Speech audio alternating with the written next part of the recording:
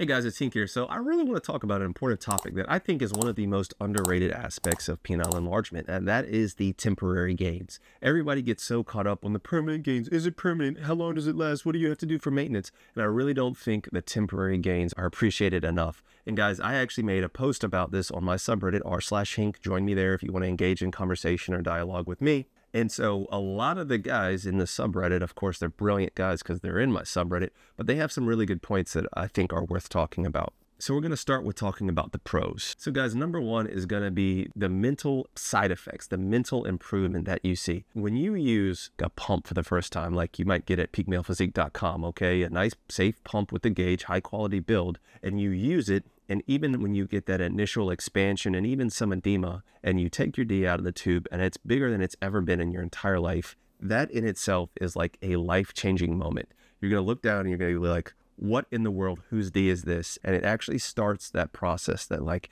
enlargement is actually possible. And yes, that is for the most part, especially the first time you use it, temporary gains. But guys, you have to keep in mind that when you use things like an air pump, there have literally been ultrasounds done showing that the actual like cavernosal chambers actually dilate to sometimes twice as big as they normally are. So it is the actual structures in the penis starting to enlarge that especially things like using a pump can actually do.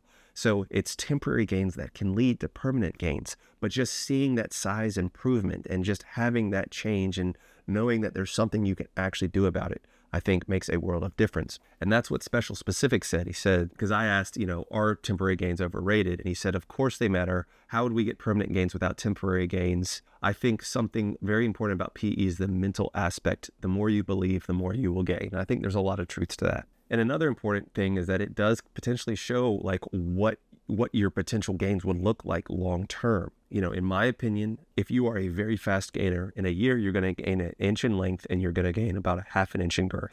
More realistically, I think it's about a half an inch to 3/4 of an inch in length and about 1/4 of an inch in girth. But when you actually go into the pump and you see what it's like to go from a 5-inch girth to a 5.2-inch girth, that is a huge difference, guys. And you can actually see like, oh my gosh, is it worth it to stick around with this for a year just for 1/4 of an inch? And when you see that difference, you're going to be like, oh, hell yes, I definitely want to stick with this because this is a massive difference. And that's what Swamp Ninja says. He says, I definitely think temporary gains matter. To me, it shows your current potential for growth. Obviously, we want immediate gratification, but it gives us the push to continue for permanent growth. Without the temporary gains, I think a lot of people would give up. And I think that's very, very true and very well said. So another underrated thing to me is, guys, you can actually use this. It's not like, I don't know what some people make out these temporary gains to be. Like your temporary gains, they hang around for a while, especially the longer that you're doing it. In some cases, especially depending on how much edema you get, which I don't think is a good thing. I don't necessarily think it's a bad thing either. But if you pump up, you can get some retention of those gains for sometimes even like 4 to 6 to even 8 hours later. And so if you pump up and your girl and have some fun, and you're still at that like inflated size, that's going to be noticeable. That is a usable, and especially if you're just pumping up right before engaging in something like intercourse, that in itself is usable. Your D is bigger and you are using that. It's not like it's not like, those cartoons where they used to like blow up a muscle suit and the guy's like walking around in a muscle suit and it's not real because it's just inflated. Like, no, that's your actual tissue that you can use and it can make a world of a difference. Women can see that and be like, it makes the difference between being, Derek More Plates, More Dates said this, but from being like, an average dude to having like a massive hog, even just if you get a good pump. So another thing is it actually gives insight on what real size is like, okay? This can be both a good and potentially a bad thing. Just Mercer says, absolutely, it gives you a glimpse of what it will be like at certain girths. For instance, I used to want 5.75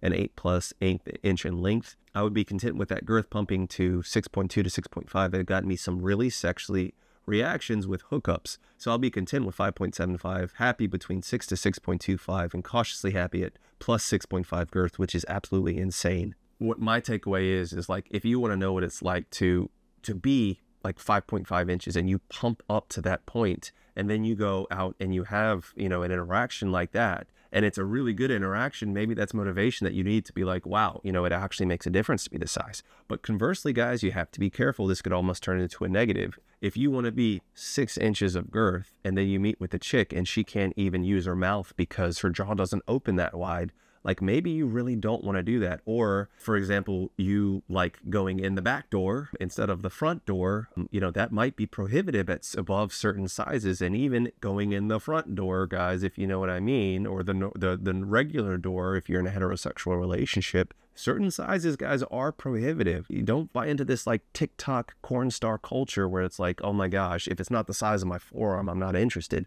That's not reality, guys. And this is partially tangential, but like, so guys, in the gym, okay, you get your muscles and you want to take a picture. Like, what are you going to do? You're going to get a good pump in your arms. You're going to want to look as good as you can. And you're going to be, that's almost like an artificial inflation because you don't walk around that like that all the time. Your muscles are pumped up. In some ways, it's similar to like your D. And so, guys, if you think the corn stars aren't using things like pumps or other enhancement, whether it be like trimix injections or even silicone or saline injections or hyaluronic acid fillers or things like that, then you're insane if you think that that's just 100% natural and that's just what they do. Even these stars are using artificial aids to get a more pumped up appearance for the shoot and then kind of going back to normal. And if that's what you're comparing yourself to, you are literally shooting yourself in the foot by being like, oh, I'm only average and look at how big these guys are, when these guys are like pumped up literally, and I mean like pumped up when it comes to these corn shoots.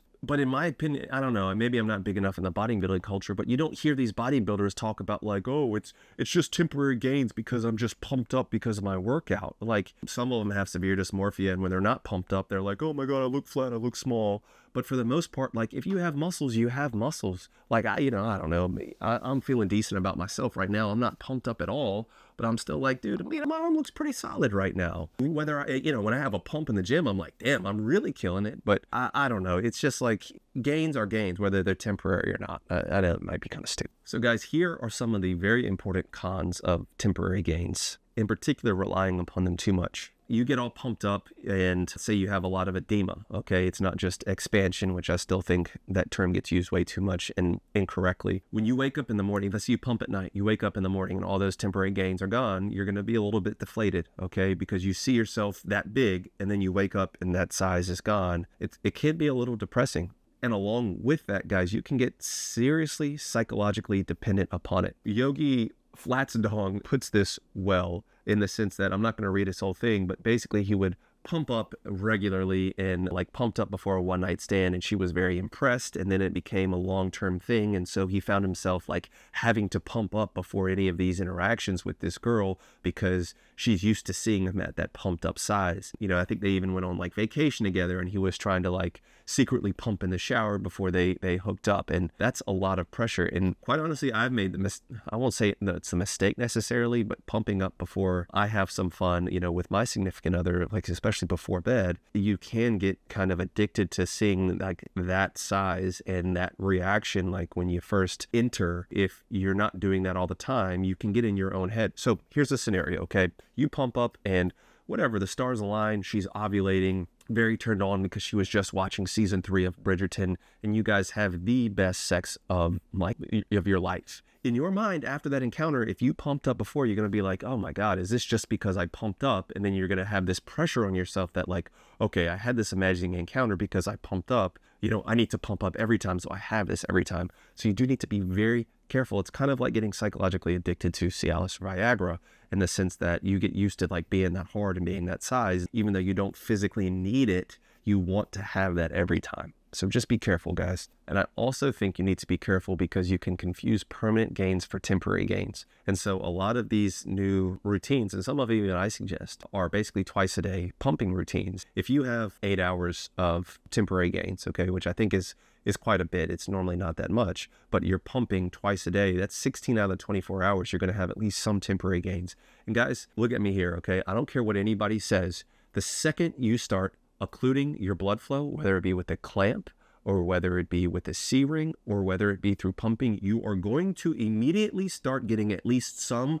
temporary form of edema, like period, the end. I get so frustrated that I even have to have this argument. Now, I'm not saying it's all edema. I do think you do get tunica expansion. As I already talked about, there's ultrasounds showing that the actual cavernous chambers dilate twice as much, but you are going to get some form of temporary edema. if you are doing your PE and you put on the pump, you get out of the pump, then you measure your girth, that is not accurate as far as what your actual like permanent size is. If anything, you need to wait and measure, you know, typically about 24 hours after pumping, or at least about 12 hours before you can see your enlarged size. And guys, you will get bigger through pumping or through clamping when you're talking about specifically girth work, but you just don't want to be too hasty and confusing your temporary gains for your actual gains. Okay, I'll be honest with you, I made the mistake of doing this early on, in that I would pump, wait a couple hours and then measure and be like, oh my god, I'm up at 6, when I really wasn't. I was at like 5.8 or something, still a dramatically improvement, but that's part of the reason why people are like, oh, I plateau, is you're used to seeing these temporary gains and conflating that with actual like permanent gains. So guys, in conclusion, I think temporary gains are very underrated. I think that they can be very helpful. They can help. I mean, even if you're just talking about you have small penis disorder and you want to pump up and just see what that bigger size is like, that can make a huge difference as far as your actual self-confidence and your dating confidence. Even if you just pump up right before a date, you just need to be careful you don't get addicted to that, and that you want to make sure you are making actual permanent gains and not just those temporary gains. But guys, let me know what you think. Am I way off? Do temporary gains not matter at all? I do want to know what you think in the comments, and of course every comment helps the algorithm. I would really appreciate a subscription. I'm dangerously close to 25K, at least at the time of filming this, and hopefully past that by the time this airs, but I would really appreciate your subscription. I'm trying to put out about 3 videos a week and do 1 live stream a week, guys, so I appreciate your support. If you want to learn how to actually get bigger, my enlargement course is below. All of the supplement links that can help you along your journey, as you can see here, are also below. Getting rate and reviews, link is in the description. Catch you guys on the next one. Peace and love. Dr. Hink got the plug on the health, yeah. Got you thinking about your wealth, yeah. In his office, no stealth, yeah.